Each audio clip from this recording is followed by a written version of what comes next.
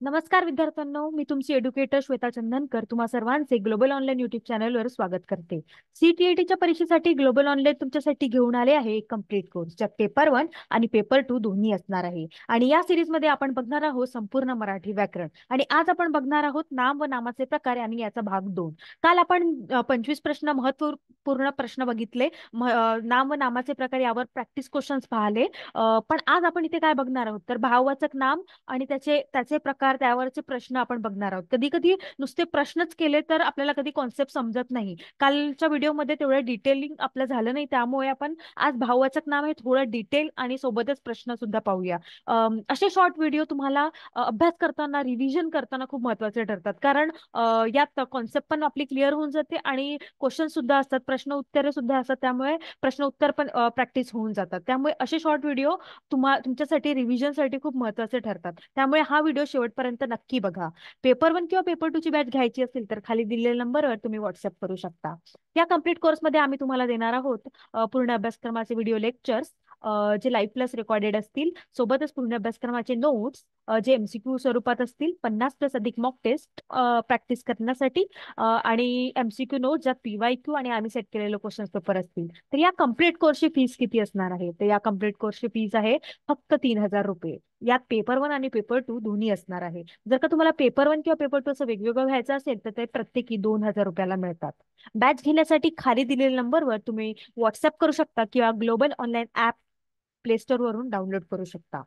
आता आपण बघूया सीटीईटी परीक्षा म्हणजे यामध्ये कोणते सब्जेक्ट्स येतात, ते किती मार्काचे असतात, ते सगळं आपण बघूया. तर याचा अभ्यासक्रम असा आहे की यात 150 प्रश्न असतात आणि 150 गुणांसाठी ते असते. यात बालविकास व शिक्षणशास्त्र हा सब्जेक्ट असतो. 30 प्रश्न 30 गुणांसाठी. पर्यावरणीय अभ्यास असतात, त्यात 30 प्रश्न 30 गुणांसाठी असतं. गणित, सामाजिक अध्ययन आणि विज्ञान हे 3 ऑर मध्ये असतात. त्यात 60 प्रश्न 60 गुणांसाठी असतात. आणि भाषा 1 आणि भाषा 2 हे ऑर मध्ये असतं. यात 30 प्रश्न 30 गुणांसाठी असतं. अशा प्रकारचे हा 150 प्रश्न 150 गुणांसाठी असतात. तर भाषा 1 आणि भाषा 2चा अभ्यासक्रम असा आहे की 15 प्रश्न हे न पाहिलेल्या उतारावर असतात आणि 15 प्रश्न हे गद्य किंवा नाटकावर किंवा एखाद्या कवितेवर असते. जास्तीत जास्त भर हे व्याकरणावर असतं मराठीमध्ये. त्यामुळे व्याकरण हे या दृष्टीने महत्वाचे ठरते. तर आपण आज बघणार आहोत भाववाचक नाम व त्याचे प्रकार आणि काही प्रश्न उत्तरे. चला तर मग बघूया. हे बघा, नामाचे मुख्य प्रकार काय तर 3 आहेत: सामान्य नामे, विशेष नामे आणि भाववाचक नामे. या आधीच्या व्हिडिओमध्ये आपण सामान्य नामे आणि विशेष नामे बघितलं होतं. तर आज आपण भाववाचक नाम, त्याचे प्रकार यावर जास्त भर देणार आहोत. तर सामान्य नामाचे काय उदाहरण आहेत? शाळा, मुलगा, फुल.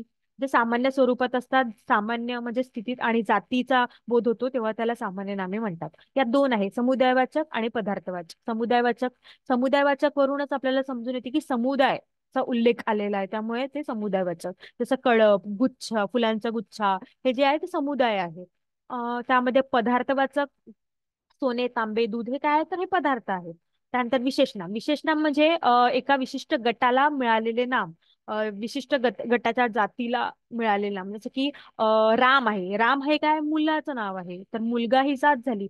पण राम हे पर्टिक्युलर विशिष्ट व्यक्तीचं नाव आहे ना, त्यामुळे विशेष नामे असे म्हणतात त्याला. त्यानंतर भाववाचक नाम आपण आता शिकणार आहोत. याचं उदाहरण बघून घ्या: गरिबी, धैर्य आणि गुलामगिरी. त्यात स्थितीवाचक आपण शिकणार आहोत आणि क्रियावाचक आपण शिकणार आहोत. ठीक आहे. आता आपण समोर वळूया. बघा, भाववाचक नाम म्हणजे काय तर भाववाचकचं दुसरं नाव धर्मवाचक नाम असेही आहे. ज्या नामाने प्राणी किंवा वस्तू यांच्यामध्ये असलेल्या गुण, धर्म आणि भाव याचा बोध होतो त्याला भाववाचक असे म्हणतात. कशाचा बोध होतो? गुण, धर्म आणि भाव याचा बोध होतो. ठीक आहे. उदाहरण: धैर्य, कीर्ती.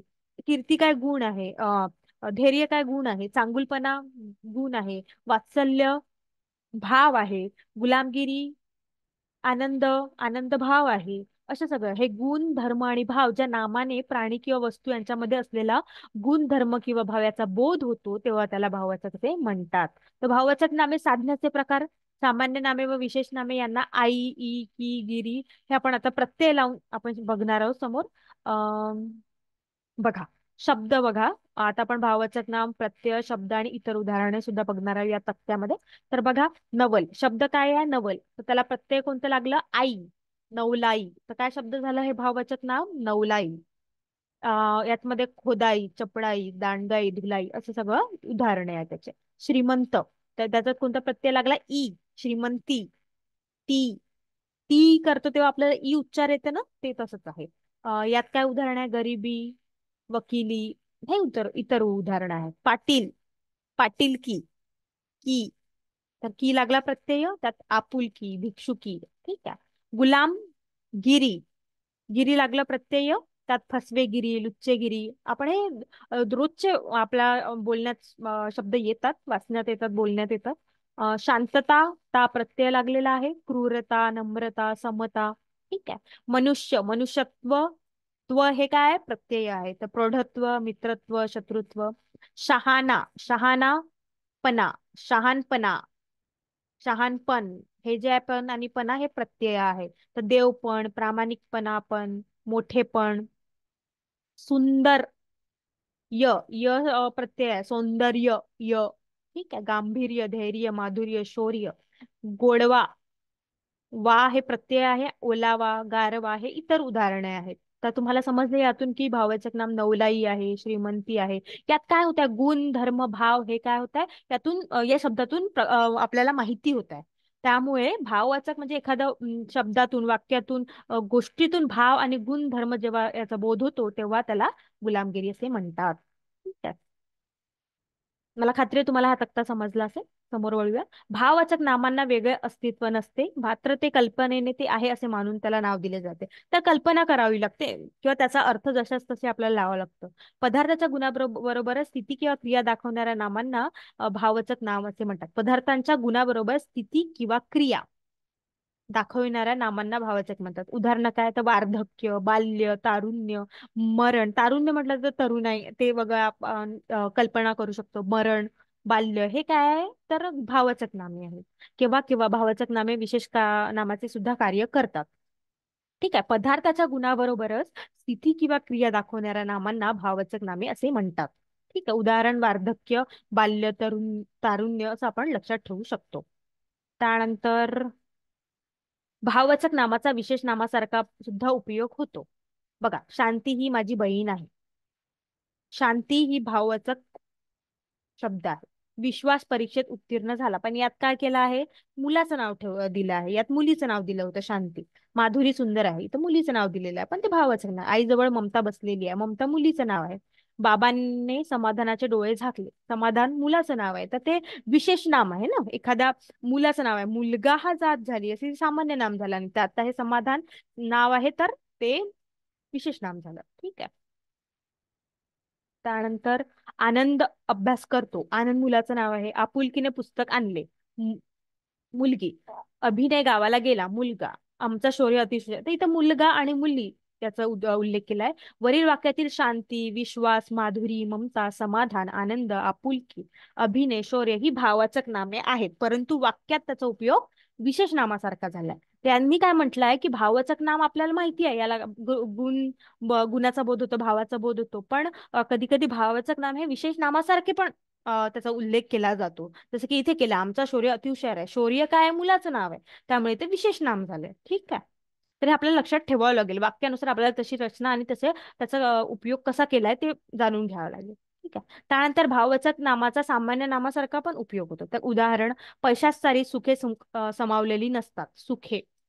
सचिनने 100 धावा केल्या. आमच्या गल्लीत फार चोऱ्या झाल्या. चोऱ्या.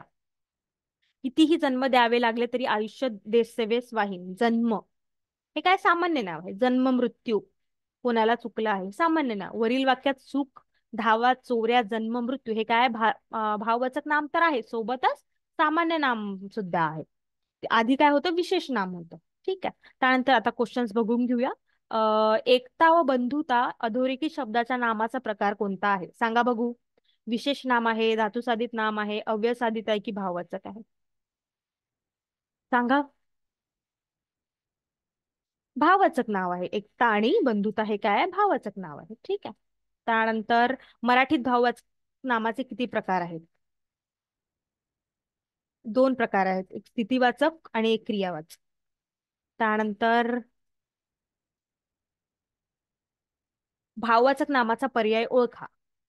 कृष्णा, हिमालय, नर्मदा, गांभीर्य, शौर्य, चातुर्य, नदी, पुस्तक, झाड, मुलगा, कुत्रा, साखर. सांगा बघू. गांभीर्य, शौर्य आणि चातुर्य. बाबांनी भाजी आणली या वाक्यात भाजी हे मुळात कोणते नाम आहे? सांगा बघू. सामान्य नाम आहे. सामान्य नाम आहे. आता आपण इथे सामान्य नाम आहे कारण भाजी हे मुळात एक भाज्यांचं हे आहे. त्यात पर्टिक्युलर जर काही भाजी असते पालक मेथी वगैरे तर त्याचा विशेष नाम म्हणून झालं असतं. पण हे सामान्य नाम आहे. ठीक आहे. त्यानंतर पुढील नामाचा प्रकार ओळखा. चांगुलपणा, डोळे बंद करून, भाववाचक नाम. ठीक आहे. शांती माझी मैत्रीण आहे. सांगा बघू. धातू साधित, सामान्य नाम, भाववाचक नाम, विशेष नाम. विशेष नाम. आत्ताच आपण बघितलं कधी कधी भाववाचक नाम हे विशेष नामात सुद्धा येतात. त्यामुळे शांती हे जे आहे हे विशेष नाम आहे. तर आपल्याला इथे भाववाचक नाम नाही द्यायचं, मग इथे विशेष नाम द्यावं लागेल कारण वाक्याची रचना बघून वाक्यात कशा प्रकारे शब्दांचा उल्लेख केला आहे त्यानुसार आपल्याला द्यावं लागतं. तर त्यामुळे थोडं व्यवस्थित म्हणजे चांगल्यानी वाक्य वाचावे आणि नंतरच आपण पर्याय टिक करा. त्यानंतर भाववाचक नाम असलेला शब्द ओळखा. सांगा बघू. श्रीमंती, श्रीमंत, गोड, गार. श्रीमंती. ठीक आहे. आत्ताच बघितलं आपण. श्रीमंती, गरिबी हे काय भाववाचक नाम आहेत. गोड या शब्दाचे भाववाचक नाम कोणते? गोड. गोड आहे, मधुर आहे, रसाळ आहे, गोडवा आहे. काय आहे? गोडवा आहे. मला खात्री आहे तुम्हाला हे कन्सेप्ट जे आहे भाववाचक नामाची ते समजली असेल. समोरचा प्रश्न बघूया. पुढीलपैकी सामान्य नाम ओळखा. सांगा बघू. गांभीर्य सामान्य नाम आहे का? गांभीर्य भाववाचक नाम आहे. नर्मदा नदी आहे. विशेष नाम. मुलगी सामान्य नाम. मुलगी सामान्य नाम आहे ना. दिल्ली पण विशेष नाम येतं. नर्मदा पण दिल्ली का उनका कारण ते शहराचं नाव आहे. नर्मदा नदी आहे. गांभीर्य हे भाववाचक नाम आहे. अशा प्रकारे आपण एका ऑप्शन्स आहे ना ते काढत जायचे. जसं मी आत्ता काढलं. नर्मदा तर नसेलच, दिल्ली पण नसेल, गांभीर्य पण नाहीये, मग मुलगी. कधी कधी आपल्याला आपल्याला ऑप्शन्स वरून पण कल्पना ट्रिक लावावी लागते आणि आपलं उत्तर येतं पुष्कळदा बरोबर. त्यामुळे प्रश्न पण आपण चांगल्याने वाचायचा आणि त्याचे जे ऑप्शन्स आहेत ते पण खूप चांगल्याने वाचायचे. त्यानंतर पुढील प्रश्न आहे. पुढीलपैकी स्थितीवाचक नाम ओळखा. सांगा बघू. स्थितीवाचक. या आधीच आपण पाहिलं होतं तक्ता. त्यामध्ये होतं स्थितीवाचक. बघा. स्थितीवाचक काय आहे तर बाल्य, वार्धक्य, तारुण्य आहे. क्रियावाचक काय आहे तर धाव, हास्य, चोरी. हे काय क्रिया आहे. चोरी क्रिया आहे. हास्य क्रिया आहे. ठीक आहे. कोणता प्रश्न? पुढीलपैकी स्थितीवाचक नाम ओळखा. सांगा बघू. आत्ताच बघितलं आता आपण. तारुण्य. तारुण्य काय आहे तर स्थिती आहे. ठीक आहे.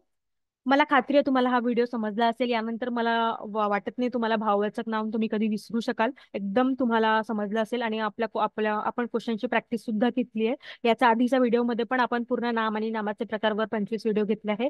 यापुढेही मी आता उद्या परवाच्या व्हिडिओमध्ये आपण PYQ बघणार आहोत जे नाम आणि नामाचे प्रकार किंवा व्याकरणावर असतील. त्यामुळे चॅनलला नक्की सबस्क्राईब करा आणि बॅच घेण्यासाठी खाली दिलेल्या नंबरवर व्हॉट्सअप करू शकता किंवा global online app play store वरून डाउनलोड करू शकता. धन्यवाद.